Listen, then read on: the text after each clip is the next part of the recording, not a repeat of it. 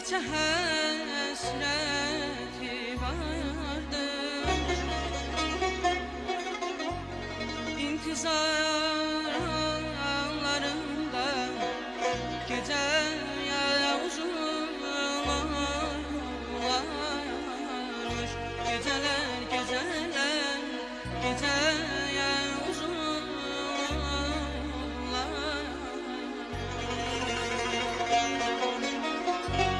Kuş yutar hayalıyım Hardan hara geceler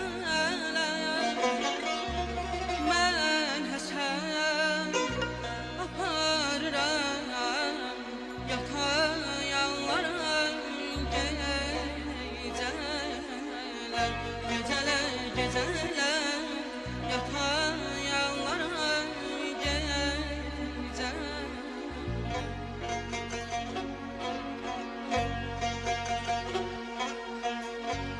Saçlarımadan düşür yaman düşür Her bakanda anamın ürəyinə qan düşür yaman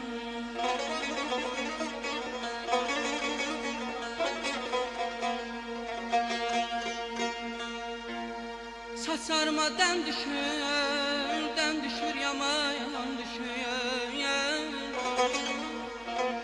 Her bakanda anamın ürəyinə qan düşür Vaxt saçlaya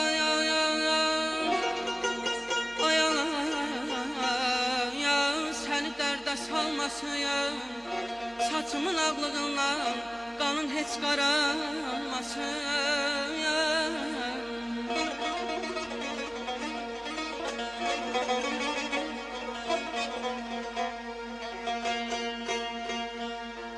Gecələr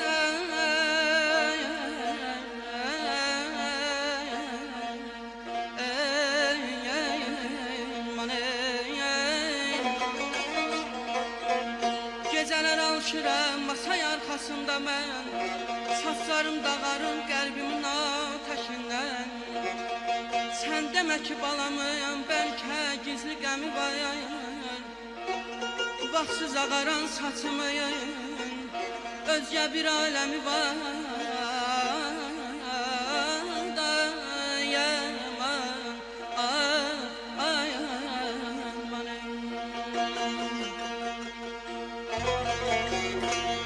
Fikrim dayanda aranda Yuxu haraya mən hara Yuxu hara mən hara Xəyalıyam sancılırdım Sayrışayam ulduzlara Sayrışan ulduzlara Ürəyimdə səhərim Neçə həsrəti vardı İntizarlarında gecəyə uzunlarmış Gecələr, gecələr, gecəyə uzunlar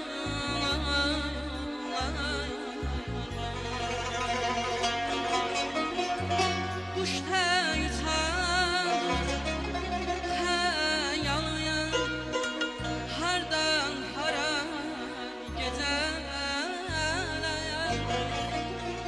Mən həsəyəm aparıram Yatayanlara gecələr Gecələr, gecələr Yatayanlara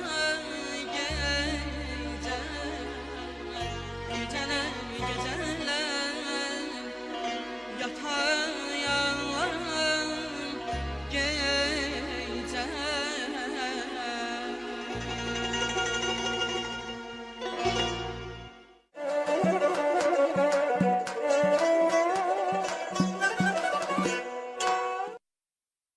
Ayaz müəllim, Ülvünün bu ifasına neçə qiyməti verərdiniz? Vallahi mən- Həm ifa eləyir, həm oxuyur. Bəli, bəli. Valla sizin dərsdə darıxmaq olmaz. Yəni Ülvünün bu ifasına ancaq 10 bal vermək olar da, yəni 10 10 bal. üstə gəl. Aha. Çünki ürək məsələn göz qabağında, şirinlik, öz-özün müşayiət, arada da secə oxuyanda tarda da göstərdi ki, yəni tarla Bəli, adi elə bəli. belə, yəni bir o var o dəm saxlamaq, elə belə vurursan ancaq oxuyursan. Yəni arada ifasını da göstərdi ki, yəni tar ifaçılığı da bu səviyyədədir.